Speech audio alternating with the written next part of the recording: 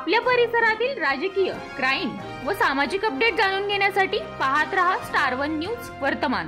Star one news वर्तमान या news चॅनलच्या प्रथम वर्धापन दिनानिमित्त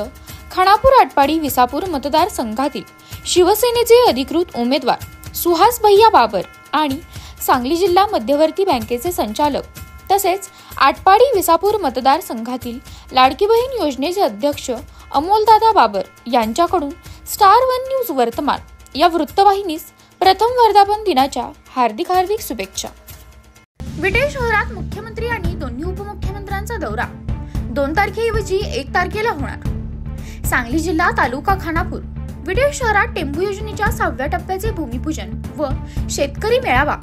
2 तारखेऐवजी 1 तारखेला होणार असून या मेळाव्यासाठी व भूमिपूजनासाठी आदरणीय मुख्यमंत्री एकनाथजी शिंदे साहेब तसेच उपमुख्यमंत्री देवेंद्रजी फडणवीस आणि आदरणीय उपमुख्यमंत्री अजितदादा पवार तसेच राज्य उत्पादक शुल्क मंत्री शंभूराजे देसाई, उद्योग मंत्री उदयजी सामंत आणि कामगार मंत्री महाराष्ट्र राज्य तथा पालकमंत्री सांगली जिल्हा सुरेशभाऊ खाडे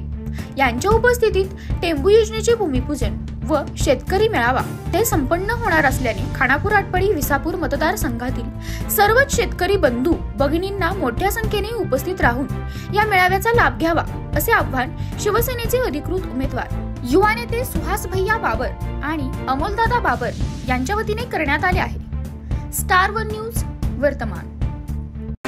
अशा बातम्या पाहण्यासाठी आमच्या चॅनेलला लाईक, शेअर, सबस्क्राईब करा।